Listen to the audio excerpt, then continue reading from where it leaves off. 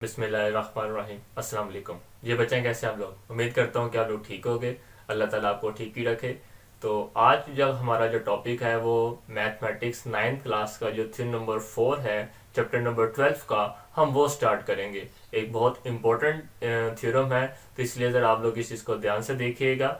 और उसकी स्टेटमेंट जो है वो मैंने आपके यहाँ पे बोर्ड में लिख दी है, जबकि आपकी बुक का पेज नंबर है ये 213। ठीक है, पेज नंबर 213 पे आपको ये थ्योरम नंबर 12.4 मिल जाएगा। ठीक है, तो जैसे कि मैंने पहले भी डिस्कस किया था कि हर थ्योरम की एक स्टेटमेंट होती है, तो पेपर के अंदर सिर्फ वो स्टेटमेंट आएगी, बाकी सब कुछ आपको खुद ही जुबानी लिखना होगा। और 8 नंबर का एक इम्पोर्टेंट कंपल्सरी लॉन्ग क्वेश्चन है, मतलब हर सूरत आपको ये अटेम्प्ट करना है। ठीक है, हालांकि चॉइस होती है लेकिन उनमें से आपको एक अटेम्प्ट करना होगा। ठीक हो गया? तो अब उसकी स्टेटमेंट की तरफ ध्यान दीजिए। तो स्टेटमेंट के अंदर हमने ये बताया था कि इसके दो हिस्से हैं। एक हिस्सा आपके पास गिवन है, दूसरा हिस्सा आपको टू प्रूफ करना होगा। इसकी पहचान क्या है तो वो भी आपको मैं बता दूंगा कि वो क्या पहचान है। इससे पहले हमने थ्योरम किया तो उसके अंदर भी मैंने ये सब कुछ डिस्कस किया हुआ है। क्लियर हो गया? तो बच्चे, चैनल को सब्सक्राइब करना मत भूलिएगा। अपने दोस्तों के साथ, फ्रेंड्स के साथ ये शेयर कीजिए। और इसके साथ साथ अगर आपको मेरी आवाज़ स्पीड जो है वो तेज़ लगे या स्लो लगे तो आप सेटिंग के अंदर से जाके प्लेबैक स्पीड से आप उसको फास्ट या तेज़ कर सकते हैं। वैसे तो 1x है, आप उससे 1.5x कर दीजिए तो स्पीड तेज़ हो जाएगी। ठीक हो गया? तो आइए ज़रा देखते हैं कि उसने स्टेटमेंट के अंदर क्या लिखा हुआ थ्योरम 4 के अंदर। वो कहता है कि any point on the bisector of an angle is. मैंने आपको ये बोला था कि जब भी आपके पास इज आएगा तो वहां से स्टेटमेंट का दूसरा हिस्सा शुरू हो जाएगा। इसका मतलब क्या हुआ कि पहला हिस्सा आपके पास यहां से लेके यहां तक है, दूसरा हिस्सा इसके आगे लिखा हुआ equi distant from its arms, तो ये इसका दूसरा पार्ट होगा। तो पहले तो फोकस करते हैं कि इसके पहले पार्ट में उसने क्या कहा हुआ है। तो वो कहता है कि एनी पॉइंट मतलब कोई सा भी point on the bisector of an angle, angle के बाइसेक्टर के ऊपर। तो एंगल आपके पास क्या होता है, मैंने एक फिगर आपके सामने शो कर दी हुई है। ठीक है, यानी कि अगर मैं बात करूं कि ये आपके पास एक रे है। ठीक है, हमने बात की थी कि जिसकी एक तरफ एंड पॉइंट हो और दूसरी तरफ एरो हो, उसे हम बोलते हैं रे। ठीक है, अब दो रे हैं आपके पास, एक का नाम हो गया ओ बी और दूसरी का नाम हो गया ओ ए, और उन दोनों का एंड पॉइंट एक ही है, तो वो आपके पास क्या बना देता है, एंगल बना देता है। 10th क्लास के अंदर आपकी इसको डेफिनेशन भी मिल जाएगी, लेकिन फिर भी मैं आपको बता रहा हूं कि दो रेस जिनका एंड पॉइंट उसका एक ही एंड पॉइंट हो, कॉमन एंड पॉइंट हो, तो वो आपके पास उन दोनों के दरमियान जो है वो एक एंगल बन रहा होगा। ठीक है, छोटी क्लासेस में भी आपने इसके बारे में डिस्कस किया होगा। चले, एंगल के बारे में हमें ये पता चल गया। अब बाइसेक्टर के बारे में क्या है, तो हमने तो थ्योरम नंबर 1 के अंदर भी डिस्कस किया था कि बाइसेक्टर दो इक्वल पार्ट्स में डिवाइड कर देना। उस टाइम हमने लाइन सेगमेंट, लाइन बाइसेक्टर के बारे में बात की थी, राइट बाइसेक्टर के बारे में बात की थी। तो लाइन बाइसेक्टर, राइट बाइसेक्टर क्या था कि अगर आपके पास एक लाइन सेगमेंट है ए बी, तो उसको सेंटर से डिवाइड करना, दो इक्वल पार्ट्स में डिवाइड कर देना। यानी कि यहां से ये पार्ट, अगर इसका नाम मैं सी रख लूं, तो ए सी और बी सी दोनों आपस में क्या होंगे, बराबर होंगे, कॉन्ग्रुएंट होंगे। तो कॉन्ग्रुएंट वर्ड हमने वहां पे यूज किया था। तो कॉन्ग्रुएंट का मतलब होता है कि एक जैसा होना, बराबर होना, इक्वल होना। ठीक है, तो अब ऐसा है कि इसके अंदर वो कहता है कि बाइसेक्टर ऑफ एन एंगल, के इस एंगल का बाइसेक्टर। तो पहले था लाइन बाइसेक्टर, लाइन को दो इक्वल पार्ट्स में डिवाइड कर देना। तो जब एंगल बाइसेक्टर कहेगा तो एंगल को दो इक्वल पार्ट्स में डिवाइड कर देना। तो ये देखो, ये आपके पास एंगल था ये वाला। ठीक है, मैंने इसको दो इक्वल पार्ट्स में डिवाइड कर दिया। एक पोर्शन ये वाला हो गया, दूसरा पोर्शन मेरे पास ये हो गया। ठीक है, तो बच्चे ये फिगर आपके सामने आ गई है। तो ये बुक के ऊपर भी फिगर बनी हुई है। नीचे आपके पास ओ बी रे है, ये आपके पास ओ ए रे है, तो दोनों मिलके आपके पास एक एंगल बना रहे हैं। तो ये एंगल ए ओ बी। ठीक हो गया? तो वो कहता है कि इसका एंगल बाइसेक्टर, तो मैं इसके मिड से इसको पास करता हूँ, इस चीज का आपको ध्यान रखना होगा। तो ये मिड से मैंने इसको लाजमी तो मिड से ही करना होगा। ठीक है, हमेशा इसको दरमियान से इसको पास करना होगा। तो मैं इसका नाम दे देता हूं ओ एम, कि भाई यहां से लेके यहां तक ये इसका एंगल बाइसेक्टर है। ठीक है, तो भाई any point on the bisector of an angle. अब इस बाइसेक्टर के ऊपर कोई सा भी पॉइंट तो मैं पॉइंट सेलेक्ट कर लेता हूँ, बेशुमार पॉइंट्स है मेरे पास, ये भी है, ये भी है, ये भी है, ये भी है। मैं ये वाला पॉइंट एक सिलेक्ट कर लेता हूँ, इसका नाम दे देता हूँ P।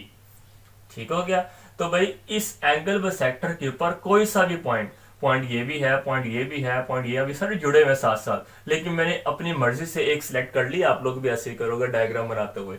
ठीक है, तो एनी पॉइंट, कोई सा भी point on the bisector of an angle, यानी कि इस एंगल के बाइसेक्टर के ऊपर, मतलब वो पॉइंट यहाँ पे नहीं है, यहाँ पे नहीं है, यहाँ पे नहीं है, यहाँ पे नहीं है, यहाँ पे नहीं है, इसके एंगल का जो बाइसेक्टर था उसके ऊपर ही है। ठीक है, ये कहना चाह रहा है। इज इक्वी डिस्टेंस, अब अगला पोर्शन जो आपको प्रूफ करना है, पहला ऐसा गिवन होता है। Is equi distance, equi distance का मतलब इक्वल से निकला है, डिस्टेंस मतलब फासला, बराबर के फासले पे है। इज इक्वी डिस्टेंस बराबर के फासले पे है फ्रॉम इट्स आर्म्स, आर्म मतलब बाजू। तो वो कहता है जैसे कि यहाँ पे आपके पास है ओबी, ये जो रे मैंने बात की थी, ये एक आर्म में है, और दूसरा ओए ये आपके पास का ये एक आर्म है। तो उसी तरीके से ये भी आपके पास क्या होगी, आर्म, ये भी क्या होगी, आर्म। यानी कि एक आर्म आपके पास ये है और दूसरी आर्म आपके पास ये है, जिसको मिलकर एक एंगल बन चुका था। ठीक है, तो वो कहता है कि वो जो पॉइंट P है अपने दोनों बाजुओं से, दोनों आर्म से बराबर के फासले पे है, साबित कीजिए। मतलब ये पॉइंट P इस आर्म से, ये पॉइंट P इस आर्म से बराबर के फासले है, मतलब ये OB वाली और OA वाली, ये पॉइंट P OA और OB से बराबर के फासले पे साबित करे कि कैसे, जब वो इसके बराबर के फासले पे है और वो पॉइंट की उसने शर्त दी है कि भाई वो एक एंगल बाइसेक्टर के ऊपर ही होना चाहिए। ठीक हो गया। तो आइए जरा गिवन की तरफ चलते हैं कि गिवन में उसके अंदर उसने क्या बताया हुआ है, लिख लेते हैं। सबसे पहले आप गिवन की हेडिंग देंगे और गिवन के अंदर उसने बताया हुआ है कि a point is on OM। तो लिख लेते हैं यहाँ पे a point P is on OM। ठीक है, तो OM आपके पास वो कहता है कि पॉइंट जो P है वो एक OM के ऊपर है। अभी OM है क्या था, तो वो उसने बताया हुआ है कि ये तो आपके पास एंगल का बाइसेक्टर है। ठीक है, तो मैं यहां पे लिख देता हूं बाइसेक्टर ऑफ एंगल। ठीक है, ये एंगल का सिंबल है, साइन है, ऐसे टेढ़ा करके लगाओगे कैपिटल, और एंगल आपके पास कौन सा है, AOB। तो इधर आ जाएगा आपके पास AOB, BOA भी लिख सकते हैं, कोई मसला नहीं। ठीक है, तो वो कहता है कि पॉइंट P जो है वो आपके पास एंगल बाइसेक्टर का हिस्सा है, जो कौन सा एंगल है, AOB। इसी को तो हमने हाफ किया था, उसका मिड लाइन लगा ली थी, मिड रेंज निकाला था, तो वो उसने यहाँ पे मैंने डिस्कस कर दिया। ठीक हो गया। अब आगे चलते हैं, उसने टू प्रूफ के भाई साबित क्या करना है वो लिख लेते हैं। टू प्रूफ, साबित ये करना है कि भाई P जो है वो आपके पास, उसने बोला है कि PQ और PR। ठीक है, अब PQ और PR उसने बता दी है, लेकिन कंस्ट्रक्शन के अंदर उसने बताया कि ये PQ और PR क्या चीजें हैं। तो मैं ऐसा करता हूं कि इसको लिखने से पहले एक कंस्ट्रक्शन की हेडिंग भी दे देता हूं। और कंस्ट्रक्शन में ये होता है कि जब खुद से आगे करते हैं, कुछ बनाते हैं, कुछ ड्रॉ करते हैं, और वो ड्रॉ किया हुआ कंस्ट्रक्शन में हमेशा डॉटेड फॉर्म से लिखेंगे। तो मैं P से यहां से OB के ऊपर एक परपेंडिकुलर ड्रॉ कर लेता हूं, बिल्कुल सीधा, और वो जाहिर सी बात है डॉटेड फॉर्म में होगा, ये बिल्कुल सीधा। ये होता है आपके पास परपेंडिकुलर, और यहाँ पे मैं एक सिंबल भी बना देता हूँ 90 डिग्री एंगल का। याद है छोटी क्लास में सीखा था कि भाई ये अगर आपके पास एंगल है तो ये 90 डिग्री होता है, अगर ये एंगल है तो ये 90 डिग्री। अब 90 डिग्री लिख लो या इस तरह का बॉक्स बना दो, तो एक ही बात है आपके पास। ठीक है, उसी तरीके से मैं एक परपेंडिकुलर इसके ऊपर बना देता हूँ। ठीक है, देखने में आपको ये टेढ़ा लग रहा है, लेकिन ये यहाँ पे इस रे के मुताबिक, इस आर्म के मुताबिक ये उसका परपेंडिकुलर होगा। ठीक है, तो कंस्ट्रक्शन में मैंने क्या किया कि इसका एक नाम रख देता हूं, बुक के मुताबिक ही नाम रखता हूं। तो इसने इसका नाम रखा हुआ है PQ, इसका नाम रखा हुआ है PR।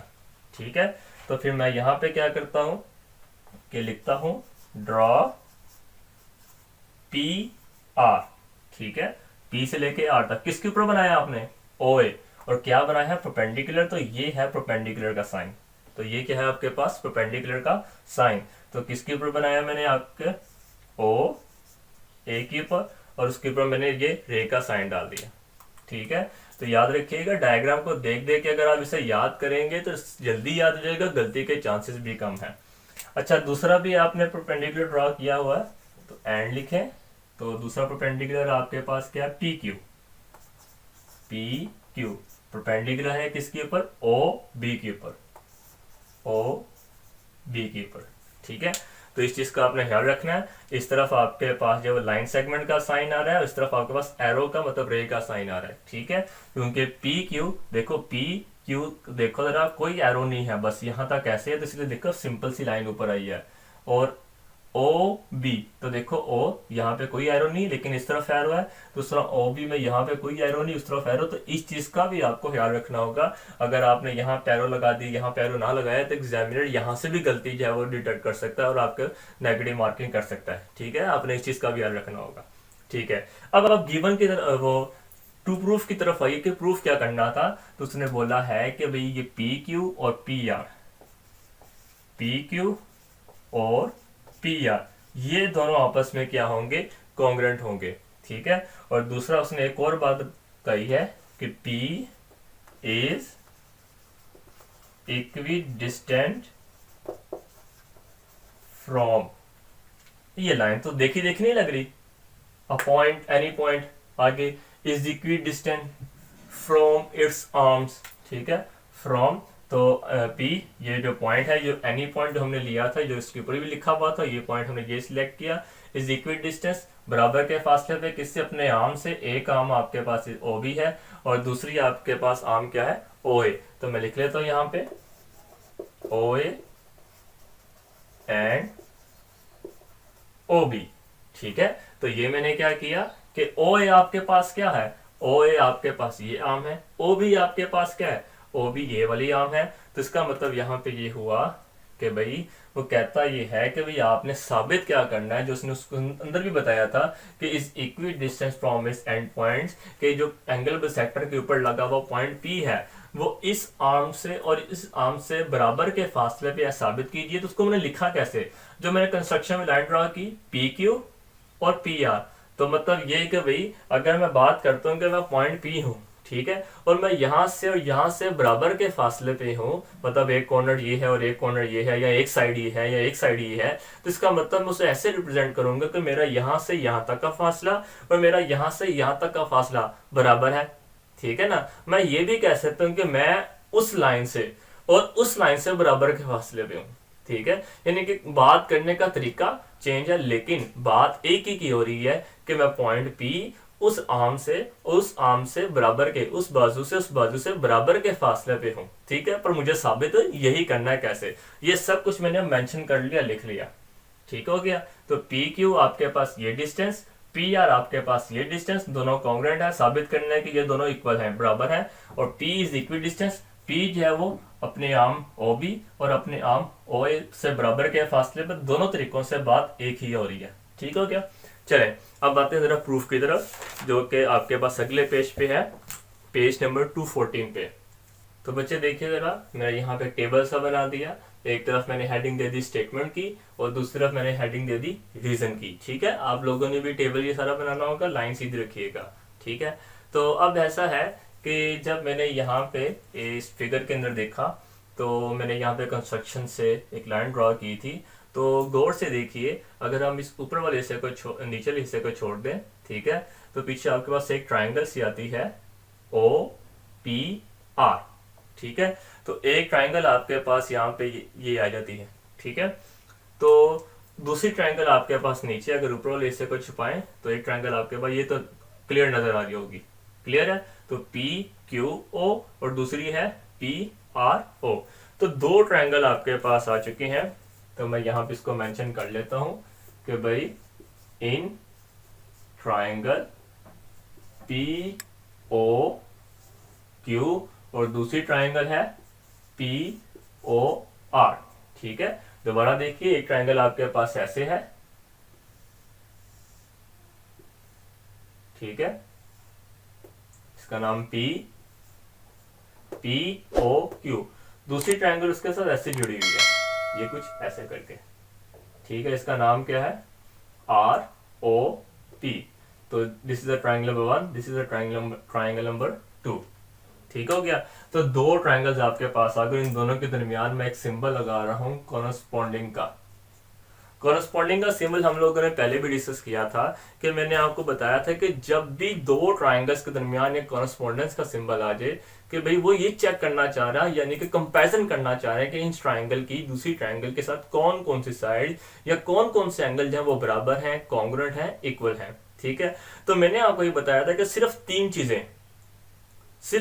चीजें अगर आप किसी तरीके से साबित कर लें जिसमें कम से कम एक साइड लाजमी हो, ठीक है, तो चाहे वो आपके पास साइड्स हैं, चाहे आपके पास एंगल्स हैं, किसी तरीके से हमने तीन चीजें साबित कर ली कि भाई इस ट्रायंगल की ये तीन चीजें इस ट्रायंगल की इस तीन चीजों के बराबर हैं, कॉन्ग्रुएंट, इक्वल है, तो इट मींस ये पूरी ट्रायंगल इस पूरी ट्रायंगल के क्या होगी, कॉन्ग्रुएंट होगी, बराबर होगी। ठीक है।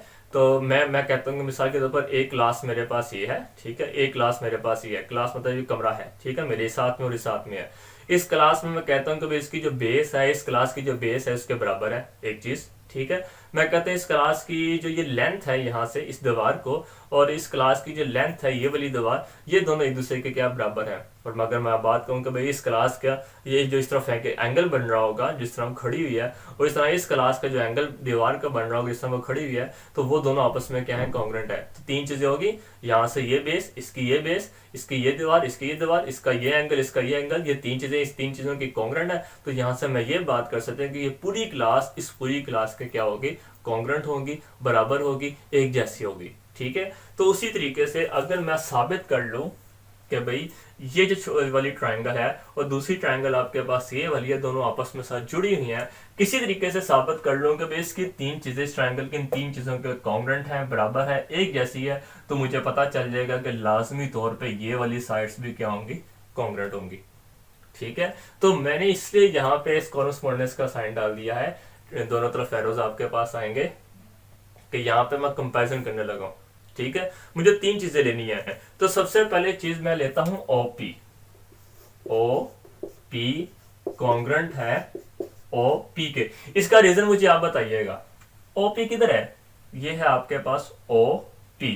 ठीक है। इधर भी देख लें, ये है आपके पास ओ पी। तो ट्रायंगल नंबर 1 का ओपी और ट्रायंगल नंबर 2 का ओपी, ये दोनों साइड्स तो एक ही हैं, बिल्कुल वैसे कि जैसे दो क्लासेस या दो कमरों के दरमियान एक ही दीवार होती है, अगर आप उस दीवार को खत्म कर दो तो दूसरी क्लास या दूसरा रूम निकल आएगा। ठीक है। तो उसी तरीके से इसका मतलब क्या हुआ कि इस ट्रायंगल में उस ट्रायंगल में ओपी जो है वो एक जैसी है, क्योंकि साफ पता चल रहा है कि अभी इस ट्रायंगल में ओपी भी वही है, इस ट्रायंगल में भी ओपी वही है। इसका मतलब ये साइड तो कॉमन है, एक जैसी है। तो दीवार अगर कॉमन है, एक जैसी है, मतलब दो क्लासेस आपस में साथ साथ हैं, तो अगर मैं इस दीवार की पैमाइश करूं यहाँ से कि वही तकरीबन 10 फुट है, तो मैं दूसरी क्लास में जाकर इसकी पैमाइश करूं तो वो भी लाजिमी तौर पर 10 फुट ही होगी। ठीक है। तो इस चीज का आपने ख्याल रखना होगा। तो इसलिए मैं इसकी रीजन लिख देता हूं कि भाई ओपी, मैं खुद से नहीं कह रहा कि भाई ये दोनों कॉन्ग्रुएंट है, भाई ओपी ओपी कॉन्ग्रुएंट, क्योंकि दोनों ट्रायंगल्स की तो साइड ही एक जैसी है, इसलिए मैंने वहां पे लिख दिया, इसका रीजन दे दिया कि भाई कॉमन है, क्योंकि वो एक जैसी है, कॉमन है, इसलिए ये दोनों साइड्स क्या होंगी, वो कॉन्ग्रुएंट होंगी। एक चीज तो आ गई। ठीक है। अच्छा, दूसरी चीज क्या निकालते हैं, हम एंगल निकालते हैं। अगर आपको याद हो कंस्ट्रक्शन के अंदर हमने यहाँ पे परपेंडिकुलर ड्रॉ किया था, परपेंडिकुलर परपेंडिकुलर। तो जब भी परपेंडिकुलर के बारे में बात आए, इसका मतलब ये क्या है, 90 डिग्री। जब भी परपेंडिकुलर के बारे में बात है, ये क्या है, 90 डिग्री। तो इधर भी आपके पास 90 डिग्री है, तो यहाँ पे भी आपके पास 90 डिग्री है, क्योंकि ये भी परपेंडिकुलर है, ये भी परपेंडिकुलर है। तो कंस्ट्रक्शन के अंदर रीजन मैं लिख देता हूं पहले ही। कंस्ट्रक्शन के अंदर हम लोगों ने कहा था कि भाई यहाँ पे 90 डिग्री है, इसीलिए मैं इस ट्राइंगल का ये वाला एंगल लेता हूं। कौन सा, O Q P. O Q P congruent है किसके, इधर 90 आर पे है, O R P, O R P. ठीक है। देखो आपने इस चीज का याद रखना होगा, 90 डिग्री ये क्यू पे है, इधर 90 डिग्री आर पे है, इसको आपने सेंटर में रखना होगा, क्यू और आर को सेंटर में रखना होगा। ठीक है। तो बल्कि आपके पास ये नहीं आएगा, साथ साइन आ जाएगा ये वाला एंगल, और इधर भी साइन आ जाएगा आपके पास एंगल का, ओ क्यू आर। सेंटर में आपके पास आर था, तो ये सही कर लो इसे, ओ क्यू पी ये है, ओ क्यू पी, तो O R P, R P, ठीक है। ये देखें, इस ओपी के ऊपर मैंने ये लाइन लगाई, मतलब ये लाइन के बारे में, साइड के बारे में बात की जा रही है, ये साइड। इन 3 लेटर्स के साथ मैंने एंगल का सिंबल लगाया, मतलब एंगल के बारे में बात की जा रही है। कौन सा एंगल? ओ क्यू, जो सेंटर वाला होता है उस चीज को फोकस किया जाता है, साइड वालों के नहीं, साइड वाले उसके जो है वो साथ दे रहे होते हैं। ओ क्यू पी, किधर है O Q P? O Q P, तो उधर आपके पास क्या है 90 डिग्री, ओके। दूसरा क्या है ओ आर पी, किधर है O R P? O R P, इधर क्या 90 डिग्री, तो ये भी 90 डिग्री, ये भी 90 डिग्री, दोनों आपस में क्या है, सेम है, कॉन्ग्रुएंट। इसी वजह से मैं कह सकता हूं कि कंस्ट्रक्शन के अंदर हमने जो परपेंडिकुलर ड्रॉ किए थे, तो लाजमी तौर पे वो परपेंडिकुलर एक दूसरे के कॉन्ग्रुएंट है, क्योंकि हमने वो दीवारें तो सीधी सीधी खड़ी की थी 90 डिग्री एंगल पे, तो इसलिए मैंने लिख दिया कि भाई ये एंगल भी और ये एंगल दोनों आपस में क्या है, कॉन्ग्रुएंट। दूसरी चीज, अब तीसरी चीज आपके पास क्या है? तीसरी चीज है आपके पास एंगल पी ओ क्यू। ये किधर एंगल पी ओ क्यू? लिख लेता हूं, एंगल पी ओ क्यू। तो एंगल पी ओ क्यू ढूंढिए, ये है पी, ये है ओ, ये है क्यू, यानी कि इसके बारे में बात की जा रही है, ठीक है। तो अगर मैं यहां पर ड्रॉ करता हूं ऐसे करके, ये पी ओ क्यू, ये इसके बारे में बात की जा रही है, क्योंकि ये वाला एंगल, तो दूसरी तरफ क्या है आपके पास? पी ओ आर, तो पी ओ आर इस तरफ है, दूसरा हिस्सा इसका पी ओ आर ऐसे करके, और इधर हमने ऐसे परपेंडिकुलर ड्रॉ किए हुए थे। तो देखो जरा, फिगर हर तरीके से वही बनती जा रही है, ठीक है। तो दूसरा एंगल आपके पास क्या है? पी ओ क्यू, ये आ गया, पी ओ क्यू ये आ गया, दूसरा पी ओ आर इधर आ जाएगा, पी ओ आर। तो ये भी एंगल था, इन दोनों को मैंने क्या कर दिया, कॉन्ग्रुएंट। अब ये मैंने कॉन्ग्रुएंट क्यों किया? कि भाई ये वाला एंगल पी ओ क्यू, ये वाला एंगल, और पी ओ आर ये वाला एंगल, ये दोनों आपस में कॉन्ग्रुएंट है। जरा गैस कर सकते हैं क्यों? जी बच्चे, शाबाश, कुछ बच्चों ने सही जवाब दे दिया होगा कि भाई जब हमने शुरू में गिवन के अंदर पढ़ा था, any point on the bisector of an angle, मतलब ये बाइसेक्टर के ऊपर जो पॉइंट है, इट मींस हमने ये जो ओ एम ड्रॉ किया था, यहाँ पे इस ओ एम के बारे में बात की जा रही है, वो इस रे के, वो इस एंगल के मिड से गुजारा था। ये बात आपको याद है, जो हमने दरमियान में से लिखा था, दरमियान में से बनाया था, शुरू में मैंने बात की थी कि इसको सेंटर से गुजारना है। तो जब मैं इसको सेंटर से गुजारूंगा, लाजमी तौर पर ये वाला एंगल छोटा सा और ये वाला छोटा सा एंगल, ये दोनों आपस में क्या होंगे, ये भी क्या होंगे, कॉन्ग्रुएंट होंगे, ठीक है। क्योंकि वो जो लाइन आपके पास ओ एम गुजर रही है, वो उस एंगल के सेंटर से गुजर रही है। यानी कि अगर मैं बात करता हूं कि ये मेरे पास अगर एंगल है, ठीक है, तो ये सेंटर में जो आप पास कर रही होगी, वो क्या है कि वो उसका बाइसेक्टर होगा, ठीक है। तो इसका ये वाला एंगल, उसके दूसरा एंगल आपके पास क्या होगा, कॉन्ग्रुएंट होगा। तो ये बात तो मैंने उसके गिवन के अंदर पढ़ी थी, इसलिए मैं इसकी रीजन दे देता हूं गिवन, ठीक हो गया। तो 3 चीजें मेरे पास आ चुकी हैं, ठीक है। कौन कौन सी? कि भाई ये साइड इस साइड का कॉन्ग्रुएंट है, मतलब ये 2 ट्राइंगल्स हैं, इस ट्राइंगल की ये साइड उस ट्राइंगल की इस साइड का कॉन्ग्रुएंट है, ये वाला एंगल और उसके वो वाले एंगल के कॉन्ग्रुएंट है, इधर से ये वाला एंगल उसके वो वाले एंगल के कॉन्ग्रुएंट है। इसका मतलब क्या हुआ कि ये साइड है, ये एंगल है और ये एंगल है, तो साइड एंगल एंगल, इस पोस्टुलेट के मुताबिक ये आपका चैप्टर नंबर 10 के अंदर है। तो साइड एंगल्स एंगल एंगल जो है वो कॉन्ग्रुएंट अगर हो दूसरी ट्राइंगल के साइड एंगल एंगल के, तो लाजमी तौर पे वो जो ट्राइंगल्स मैंने शुरू में लिए थे उससे दोबारा लिखना होगा कि triangle P O Q, triangle P O R, ये दोनों आपस में क्या है, कॉन्ग्रुएंट है, ठीक है। यानी कि अगर मैं बात करूं कि इसकी ये साइड इस साइड के कॉन्ग्रुएंट है, तो इसका ये वाला एंगल इसके ये वाले एंगल के कॉन्ग्रुएंट है, तो इसका ये वाला एंगल इसके ये वाले एंगल के कॉन्ग्रुएंट है, तो ये पूरी ट्राइंगल इस पूरी ट्राइंगल के क्या होगी, कॉन्ग्रुएंट होगी, बराबर होगी, एक जैसी होगी। तो जब दोनों ट्राइंगल आपस में एक जैसी हैं, तो जिसकी बाकी साइड्स हैं वो भी लाजमी तौर पे क्या होंगी, कॉन्ग्रुएंट होगी। तो मैं कह सकता हूं कि भाई इसकी जो ये वाली साइड है पी क्यू वाली, और इसकी ये पी आर वाली साइड, क्योंकि ये ट्राइंगल नंबर 1 है, ये ट्राइंगल नंबर 2 है, 1 उससे कर दो 2 से कर दो, वो कोई मसला नहीं, ठीक है। तो जब ये साइड इस साइड के बराबर है, ये साइड इसके बराबर है, ये एंगल इसके बराबर है, ये वाला एंगल इसके बराबर है,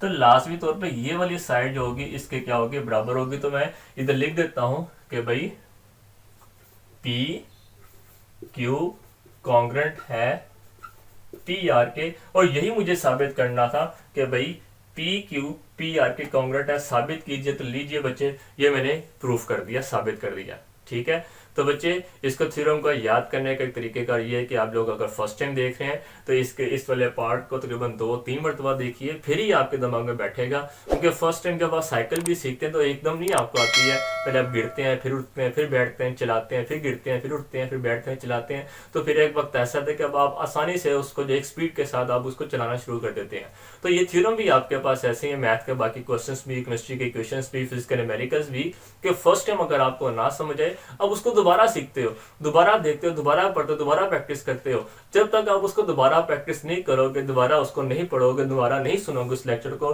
तो आपको एक फर्स्ट टाइम उसको समझ आने वाला नहीं है। ठीक हो गया।